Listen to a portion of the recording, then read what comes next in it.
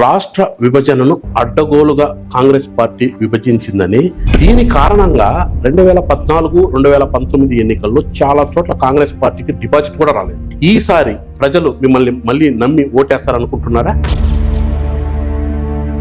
మీరే అన్నారు, ఓటు అడగడానికి కూడా మాకు చాలా బాధగా అడిగాము.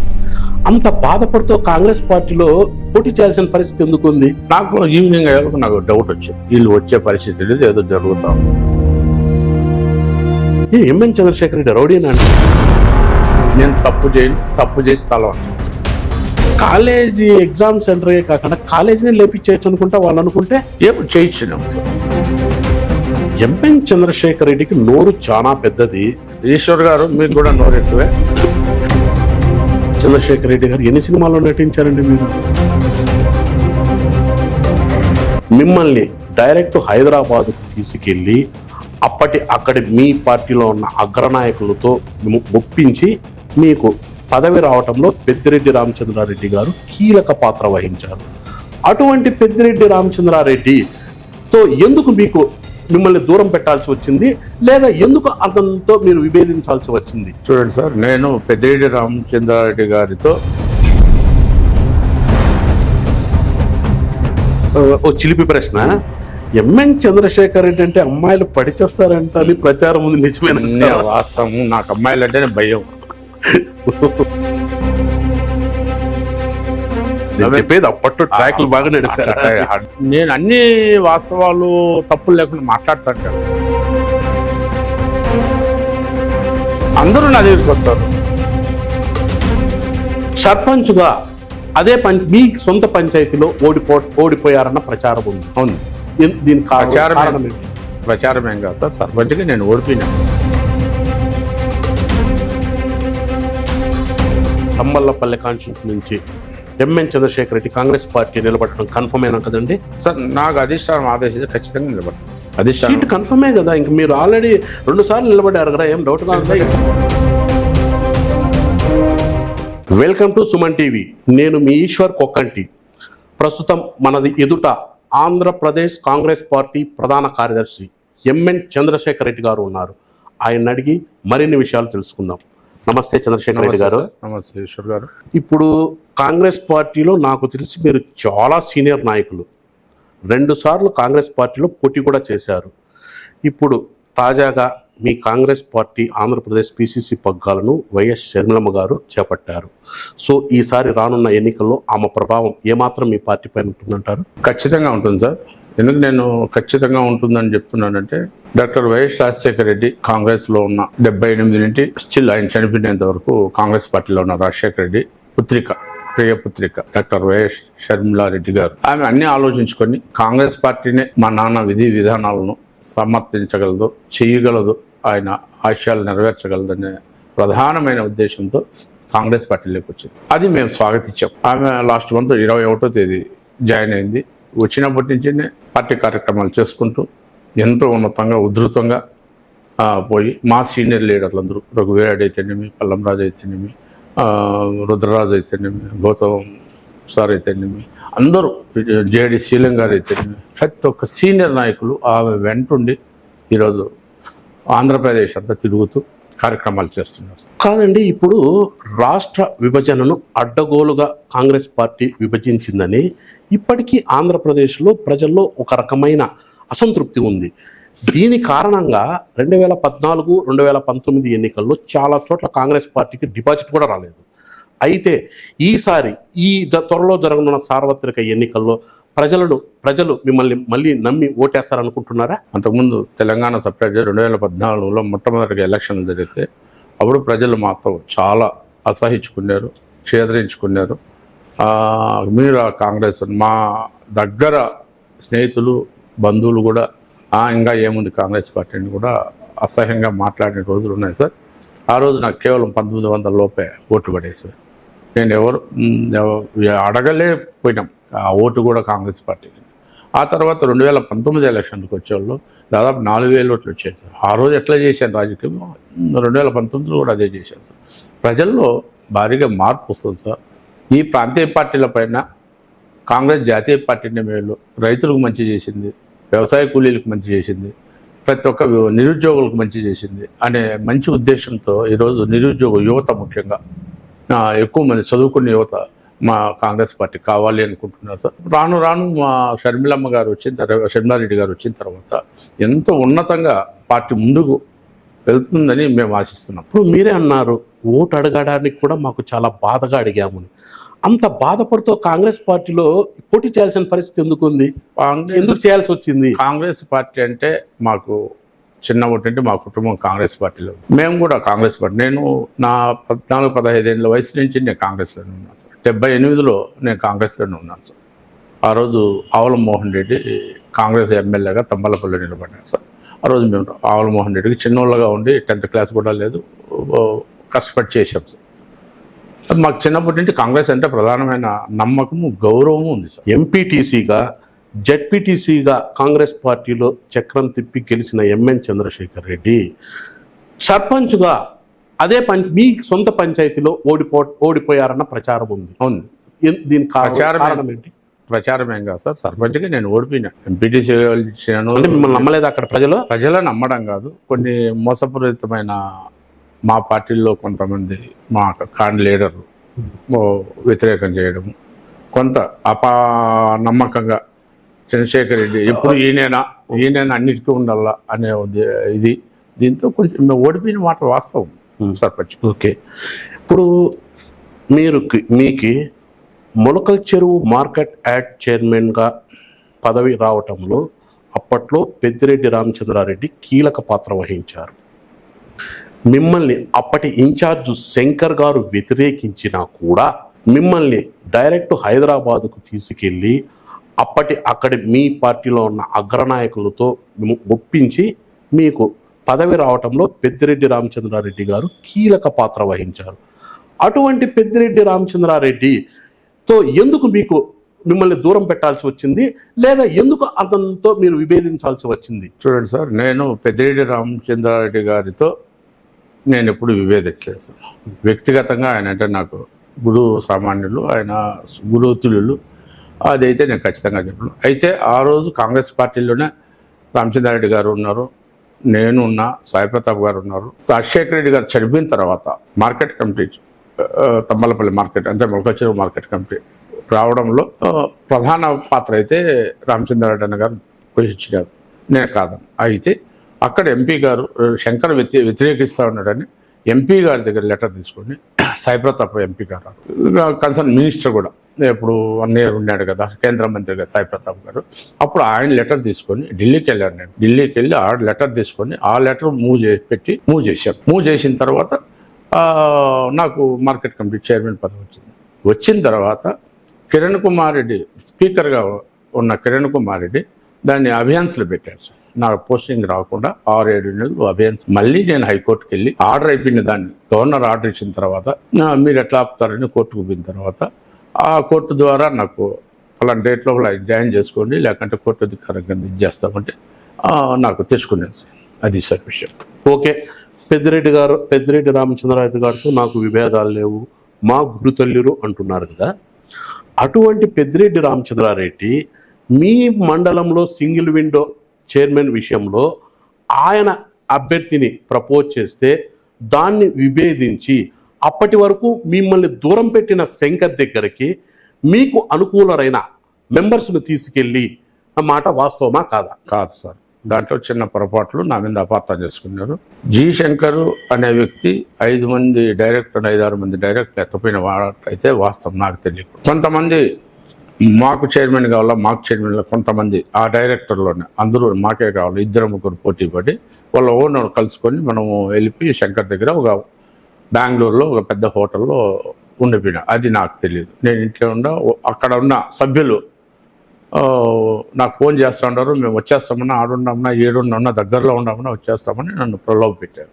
నాకు అర్థం కాల ఏం జరుగుతుంది, ఏమైంది అంటే ఏంటంటే ఫోన్ చేశాడు, ఏమైంది సార్ వచ్చేస్తామంటున్నారన్న.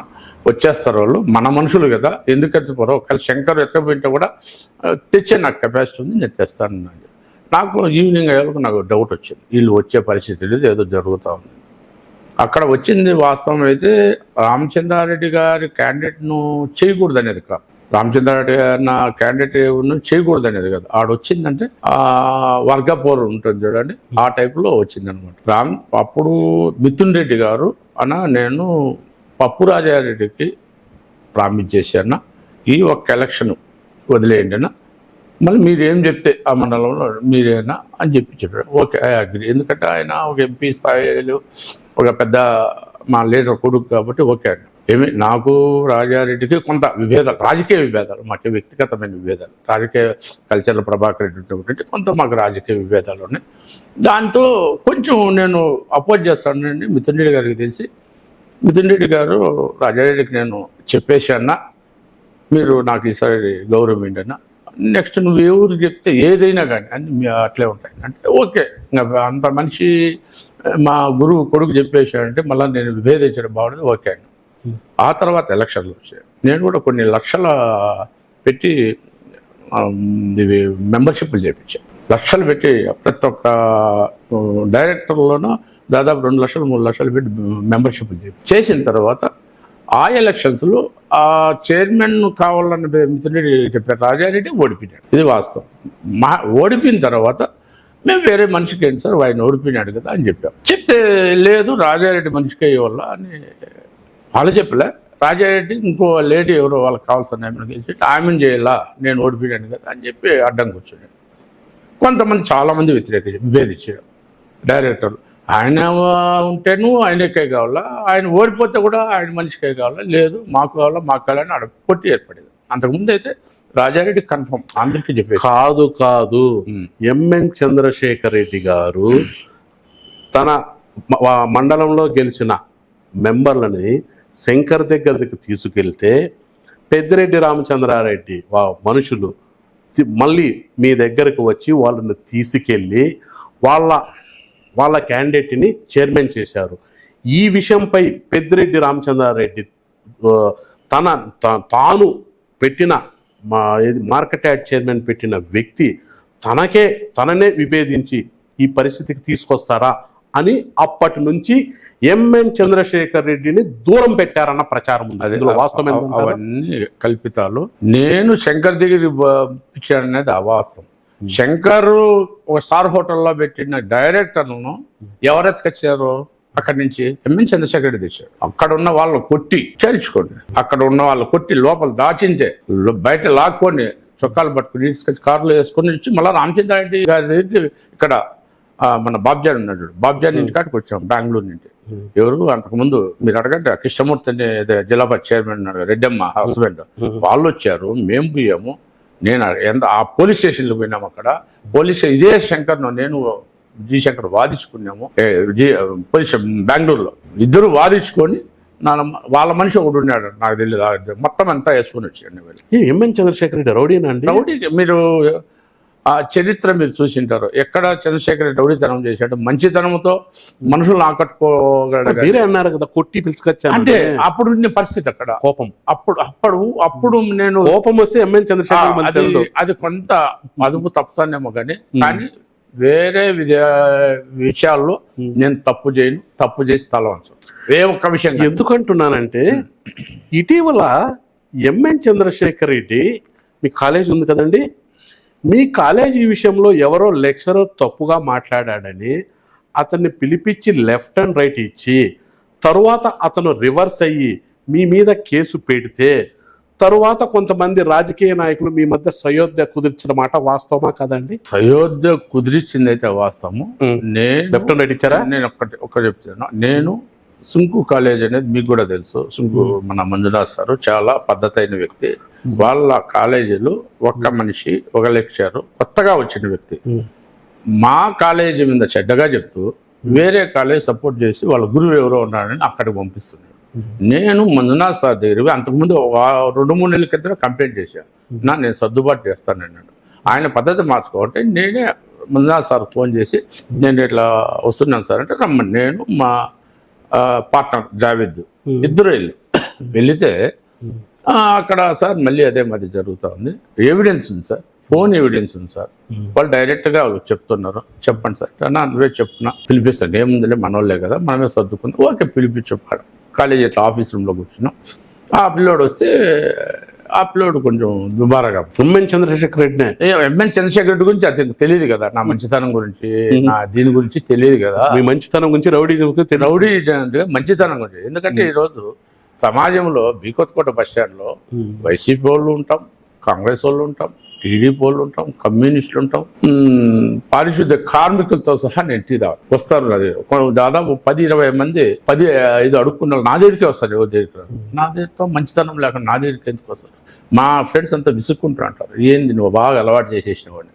అయితే నాకు చిన్నప్పటి అంటే ఎందుకు ఎలక్షన్ కొట్టారా తిట్టారా? ఏమీ లే, కొంచెం ఎక్కువ కొంచెం మందాలు ఇచ్చినాం, నువ్వు పొరపాటు చేస్తున్నావు, ఈ మధ్య చెప్తాను, నా దగ్గర ఎవిడెన్స్ ఉంది అంటే ఆ ఎవిడెన్స్ ఉందని తెలుసుకున్న తర్వాత వాడు నా మీద రియాక్ట్ అయినాడు. అందుకని కొంచెం గట్టిగా మాట్లాడడం జరిగింది. దాంతో వాడు ఆ మనిషి భయపడి, ఆ పిల్లోడే ఎలక్షన్ పెళ్లి కూడా కాని పిల్లోడే, ఆ మనిషి భయపడినాడో లేకుంటే రాజకీయంగా ఎవరైనా ఎంటర్ అయ్యి ఇది చేయమన్నాడో పోలీస్ స్టేషన్లో కంప్లైంట్ ఇచ్చాడు. ఓకే, పోలీసు కంప్లైంట్ ఇచ్చింది, నేను లేను. పోలీస్ స్టేషన్కి ఫోన్ వచ్చింది, ఇట్లా నేను హైదరాబాద్ వెళ్తున్నాను సార్, 2 days రాను, ఏదో పర్సనల్ వర్క్ మీద పోతున్నాను. సిఐ గారు కూడా మాట్లాడినారు. మాట్లాడి ఇట్లా వచ్చిన తర్వాత పర్సనల్గా మాట్లాడతాను చెప్పిన, అయిపోయింది. నేను 2 days అయింది నేను వచ్చాడు. అందులోపల వీళ్ళు దాముకున్నాడు, వెళ్ళిపోయినాడు, హైదరాబాద్కి వెళ్ళిపోయినాడు. ఇది ఇక్కడ అంతా వాళ్ళు ఆ పిల్లోళ్ళు బయట వాళ్ళు, మన గురించి తెలియదు. ఎంఎన్ చంద్రశేఖర్ రెడ్డి పైన కేసు పెట్టించాలని, అతనికి సంబంధించిన కాలేజీలకు సంబంధించి ఎగ్జామ్స్ కూడా మీ ప్రీమిసెస్లో జరగకుండా చేయాలని కొంతమంది మీ నియోజకవర్గంలోని అధికార పార్టీ నాయకులు మీ మీద మిమ్మల్ని కక్ష సాధింపు ధోరణి చర్యలు తీసుకోవాలని ప్రయత్నించిన మాట నిజమా? నాకు ఎగ్జామ్ సెంటర్ లేకుండా పోయింది దాదాపు 4 years అయింది, 3.5 years 4 years అయింది. నేను కాంగ్రెస్లో ఉన్న వాళ్ళు పార్టీ రూలింగ్లో ఉంది, అది ఎవరు చెప్పారో నాకు కాలేజీ సెంటర్ తిమ్మని ఇంకోటి ఎవరు నాకు తెలియదు, తీశారు. నేనైతే ఎవరిని ఎంతమంది పిల్లలు ఉన్నారండి? దాదాపు 700 మంది ఉన్నారు సార్. దాదాపు 700 మంది పిల్లలు ఉన్న కాలేజీకి ఎగ్జామ్ సెంటర్ లేదు సార్. దాదాపు అందులోన టాప్ ర్యాంకులని యూనివర్సిటీ ర్యాంకులు మన మదనపల్లి తమ్మలపల్లి కాన్స్టిట్యూన్సీలో 4-5 నెంబర్ 1 ర్యాంకులు నా కాలేజీకి వస్తాయి. 98% నా రిజల్ట్ ఉంటుంది సార్ నా కాలేజీలో. ఎక్కడ కానీ రాజకీయాలకు అతీతంగా అక్కడ మేము చదువుతాం సార్. కాదండి, వాళ్ళకు మీ మీద అంత కక్ష సాధింపు ఉంటే కాలేజీ ఎగ్జామ్ సెంటరే కాకుండా కాలేజీని లేపించేయచ్చు అనుకుంటా వాళ్ళు అనుకుంటే. ఏం చేయించినాము సార్, నాకు తెలియదు. అంటే అంత పెద్ద కక్ష లేవు, రాజకీయ కక్ష తప్ప నా పైన వేరే కక్షలు అయితే లేవు. ఏం మాకు మేము వ్యవసాయ భూమి నమ్ముకుని జీవించే వాళ్ళము, అంత చిన్న రాజకీయ నాయకులం తప్ప వేరే విధంగా వ్యాపారాలు అవి ఇవి రియల్ ఎస్టేట్ వ్యాపారాలు. ఇంకోటి కొంతమంది నా దగ్గరకు వస్తారు రియల్ ఎస్టేట్లో కూడా, కొంతమంది శ్రేయోభిలాషి వచ్చి సెటిల్మెంట్ చేసుకో 1 కోటి 2 కోట్లు 3 కోట్లు సెటిల్. నేను పర్సంటేజ్ కొంతమంది తీసుకుంటాను, నేను తీసుకుంటాను సింగిల్ రూపీ. నాకే 10,000 5,000 వాళ్ళతో ఖర్చు అవుతుంది తప్ప నేను సింగిల్ రూపీ కూడా నేను తీసుకోను. ఇక్కడే కాదు, బెంగళూరులో కూడా నా ఫ్రెండ్స్ వస్తారు చేస్తారు, నేను తీసుకోను. ఎంఎన్ చంద్రశేఖర్ రెడ్డి కాంగ్రెస్ పార్టీలో 2 సార్లు నిలబడినా కూడా కేవలం ఆ పార్టీ ఇచ్చే ఫండింగ్తోనే నిలబడతాడని, ఆ పార్టీ ఇచ్చిన ఫండింగ్ కూడా ఎన్నికల్లో ఖర్చు పెట్టకుండా దాచిపెట్టుకుంటాడని, ఎలక్షన్ పేరు చెప్పి తన అనుచరుల దగ్గర పెద్ద మొత్తంలో డబ్బులు వసూలు చేస్తాడన్న ప్రచారం ఉంది. ఇందులో ఎంతవరకు వాస్తవం అంటారు? 2014లో నాకు ఫస్ట్ కాంగ్రెస్ టికెట్ ఇచ్చారు సార్. ఆ తర్వాత 2019లో కూడా ఇచ్చారు సార్. ఫండింగ్ లేదా? ఫండింగ్ చెప్తున్నా. 2014లో రఘువీరెడ్డి సార్ పిసిసి అధ్యక్షులుగా ఉన్నాడు. దాదాపు 25 లక్షలు ఎన్నికల ఇదైతే 15 లక్షల్లో ఒక 200 అప్పటికి 220 బూతులు ఉన్నాయి. 2,000 ఒక బూత్కి ఇస్తే ఎంత అవుతుంది సార్? దాదాపు 5 లక్షలు అవుతుంది. ఒక కలర్ ప్రింట్ పాంప్లెట్లు కొట్టేసేయడానికి 7-8 లక్షలు అవుతుంది. 6 వెహికల్ 7 వెహికల్ పెట్టుకుంటే ఒక వెహికల్కు ₹1,00,000 10 నుంచి 12 లక్షలు 15 లక్షలు అవుతుంది సార్. 3 ప్రచార రథాలు పెడతాం సార్ మైక్ పెట్టి. అది ఒక 7 గవర్నమెంట్ కట్టాలి ఆ పర్మిషన్ల కోసం. దాదాపు మినిమం ఖర్చు చేసుకుంటే 50 లక్షలకు తక్కువ కదా సార్ ఎలక్షన్. ఫండింగ్ గురించి చెప్తున్నారు, మీ వాళ్ళ నుంచి వచ్చిన డబ్బులు చెప్పలేదు. ఎవరి దగ్గర నుంచి? అదే ఎలక్షన్లో నిలబడుతున్నామని కొంతమంది దగ్గర ఒక్కరే ఎవరు ఇచ్చినారో నాకు ₹1 నిరూపించమనండి. నేను 10,000 ఇచ్చానంటే ₹1,00,000 ఇస్తే నీకు 10,000 నాకు ఎవరైనా సింగిల్ పార్టీని ఇక్కడ కష్టాల్లో ఉంది, పార్టీ ఎందుకు నిలబడతా ఉండవు నన్ను తిట్టేటప్పుడు ఎవరు సార్ ఫండ్స్ ఇస్తారు? ఒకసారి మీరు ఆలోచించండి. ఒకటి. 2024లో ఫండింగ్ బాగా వస్తుందిలేండి. అది మీరు చెప్పి ఫండ్ కోసం నేను నిలబడలేదని ఇంతకు ముందే చెప్పాను సార్. వచ్చినా రాకపోయినా నేను పోటీ చేస్తాను సార్. ఎంఎన్ చంద్రశేఖర్ రెడ్డికి చెప్పకుండా మీ నియోజకవర్గంలో ఓ కార్యకర్త కార్యక్రమం చేపట్టడంతో అతన్ని ఫోన్లోకి తీసుకొని బండబూతులు తిట్టడం, ఈ విషయంలో మీ పార్టీ జిల్లా అధ్యక్షుడిని కూడా మీరు తిట్టడం జరిగినట్లు ప్రచారం ఉంది. ఇందులో వాస్తవం ఏంటంటే కొంత వాస్తవం ఉంటే ఎక్కువ వాస్తవం. ఎందుకు నేను చెప్తున్నానంటే ఆ అబ్బాయి వైసీపీ మనిషి. ఆ రోజు కాంగ్రెస్ 33, తెలుగుదేశం 32, చంద్రబాబు నాయుడు గారు సీఎం, నా మినిస్టర్ శివప్రసాద్ ఉన్నాడు. నాకు ఆయనే డైరెక్ట్గా ఫోన్ చేశాడు.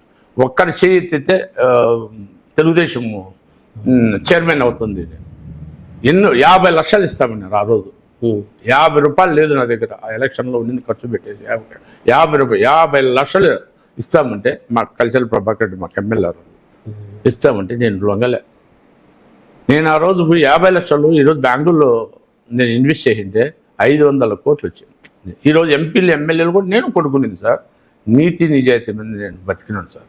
ఎవరి దగ్గర నేను సింగిల్ రూపీ కూడా నేను తీసుకోను, అవసరం లేదు. మా పెద్దోళ్ళు మాకు సంపాదించి ఇచ్చారు, భూములు ఉన్నాయి, మేము గౌరవంగా. నా భార్య ఉద్యోగస్తులు, మాకు ఇంటికి దాదాపు 2 లక్షలు మంత్లీ ఇన్కమ్ ఉంది గవర్నమెంట్ తరఫున. ఇంకొకటి అండి, మీ పైన మీ తంబళ్ళపల్లి నియోజకవర్గంలో ఒక చిన్న ఆరోపణ ఉంది. ఎంఎన్ చంద్రశేఖర్ రెడ్డికి నోరు చాలా పెద్దది. ఆయన దగ్గరకు వచ్చి ఎవరన్నా ఆయనతో ఆర్గ్యూ చేయాలన్నా, ఆయనతో మాట్లాడాలన్నా కూడా ఆయన తట్టుకోలేమని మిమ్మల్ని చూస్తానిట్లే మీరు ఆడున్నారంటే పారిపోతారంట. నిజమేనంటారా? కొంత ఈశ్వర్ గారు మీకు కూడా నోరు ఎక్కువే, ఎందుకంటే వాస్తవాలు మాట్లాడతారు. నాకు కూడా వాస్తవాలు అంటే నేను అన్ని వాస్తవాలు తప్పులు లేకుండా మాట్లాడతాను కదా. నేను నమ్మిన సిద్ధాంతంలో నేను పొరపాట్లు కూడా మాట్లాడు.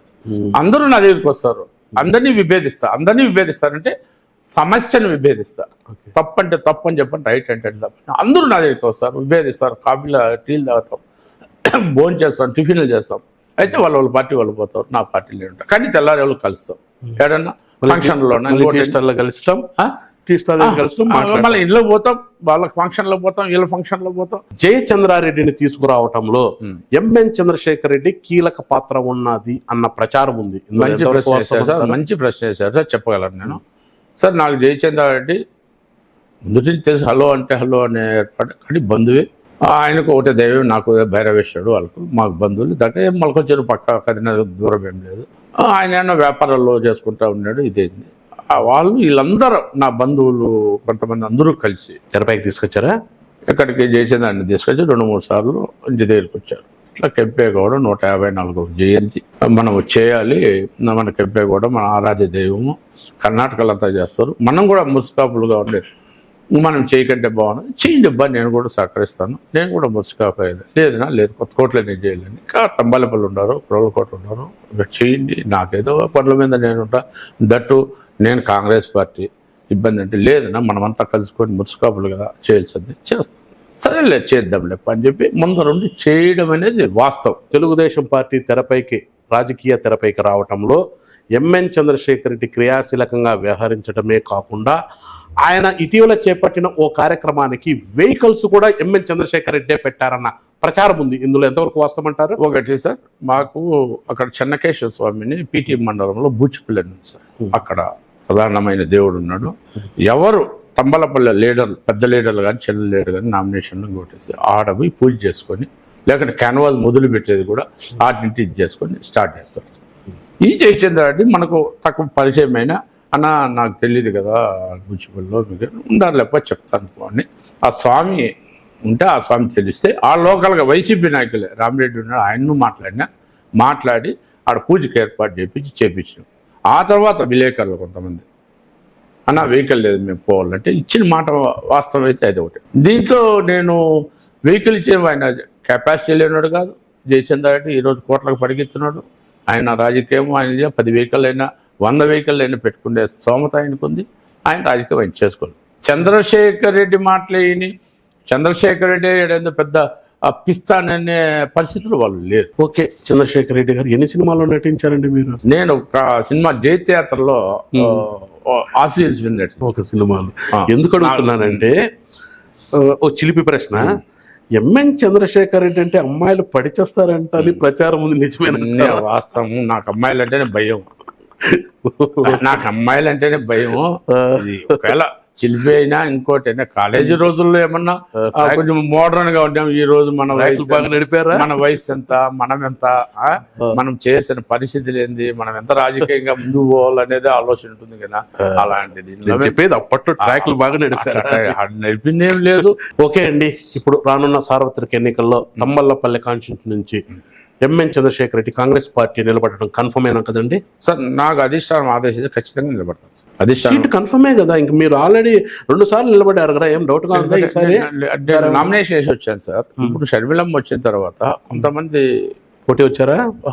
చేశారంట అప్లికేషన్, నాకు తెలియదు ఎవరు వేసారో నాకు తెలియదు. కొత్తగా వచ్చిన వాళ్ళంతా వేసారు, సంతోషం. పార్టీలో ఎవరికైనా నామినేషన్ చేసే ఇది ఒకటి ఉంది.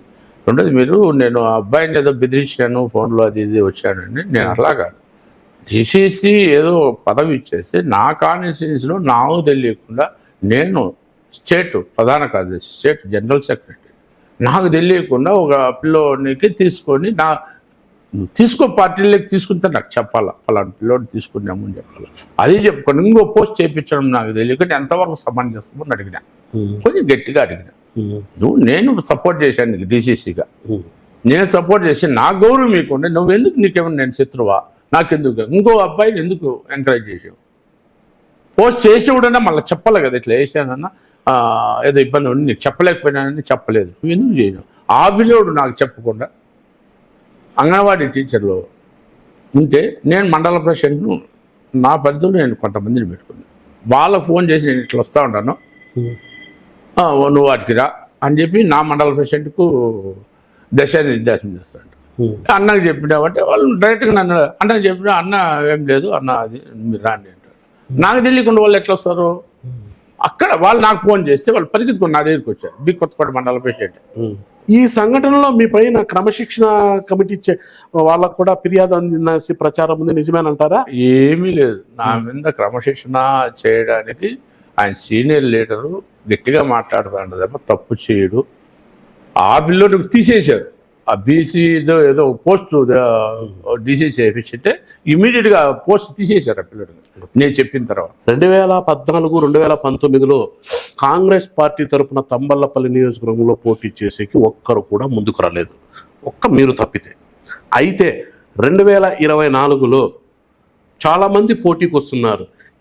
కాంగ్రెస్ పార్టీలో నాయకులు ధీమా పెరిగిందా, లేకపోతే షర్మిలమ్మ గారు వచ్చారు కొంచెం హవా ఉంటుందన్న కూడా ఏదైనా ఉండొచ్చు?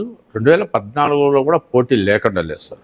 వాళ్ళ మోహన్ రెడ్డి కొడుకు ట్రై చేసినాడు, తేజారెడ్డి, తమ్మలపల్లికి గట్టు సుబ్రహ్మణ్యం అన్న గారు స్వామి ట్రై చేశాడు. ఇంకా కొంతమంది చాలా మంది ట్రై చేశారు. చేసిన తర్వాత నాకు ఇచ్చారు. 2024లో హామీ ఉందా? 100% నా పార్టీ మీద నాకు నమ్మకం ఉంది. ఎందుకంటే ఆ పార్టీని నేను నమ్ముకున్నాను కాబట్టి 100% నాకే ఇస్తారు అని నమ్మకం ఉంది. లేదు, నాకన్నా ఉన్నతమైన డబ్బు ఎక్కువ ఖర్చు పెట్టుకునేవాడు, అంటే సీనియారిటీలో కానీ డబ్బు ఎక్కువ పెట్టుకొని నేను 20,000-30,000 ఓట్లు సాధించగలనే నమ్మకం పార్టీకి కలిగిందనుకో, వాళ్ళకి ఇస్తే నేను వాళ్ళకే సపోర్ట్ చేస్తాను. నాకే కావాలనేది తెలియదు. ఈరోజు రుద్రరాజు, మాజీ పీసీ అధ్యక్షుడు రుద్రరాజు అయితేనేమి, శైలజానాథ్ గారు అయితేనేమి, అంతకుముందు రఘువీరెడ్డి గారు సార్ అయితేనేమి, ఈరోజు వైఎస్ షర్మిలారెడ్డి గారు అయితేనేమి, ఈ డిబేట్లు కూడా చేసింది. ఆ న్యూస్లో డిబేట్ చేసిన నేను 2 సార్లు సివిఆర్ న్యూస్, రాత్రి కూడా సివిఆర్ గారిని ఖచ్చితంగా మేము బల్ల గుద్ది చెప్తున్నాం. ఒక షర్మిల శాస్త్రినో ఏదో అంటే ఎందుకు ఆ మాట అంటారని సారీ చెప్పించేంత వరకు వైసీపీ లీడర్ నేను వదలలే రాత్రి. ఇట్లా నాకు ప్రగాఢమైన నమ్మకం ఉంది పార్టీతో. నేను చెడ్డ పేరు తెచ్చుకోకూడదు, నా బిడ్డలకి నేను చెడ్డ పేరు తేయకూడదు, నిజాయితీగా పార్టీలో ఉన్నాడని తెచ్చుకోలేదు. ఎందుకంటే ఆ రోజు నేను 50 లక్షలు తీసుకుని అమ్ముడుపోయింది. ఈ జిల్లాలో 34 లక్షల మంది జనాభా ఉంది. ఆ అన్ని శాపాలు నా కుటుంబం మీద పడతా, నేను డబ్బులు తీసుకుని అమ్ముడుపోతే ఆ రోజు జడ్పీటీసీగా ఉన్నాడు. అంత ఉన్నతంగా ఆలోచించి నాకు డబ్బు లేకుండా నేను బతకగల, కానీ ఈ శాపాలతో మనం బతకలేము.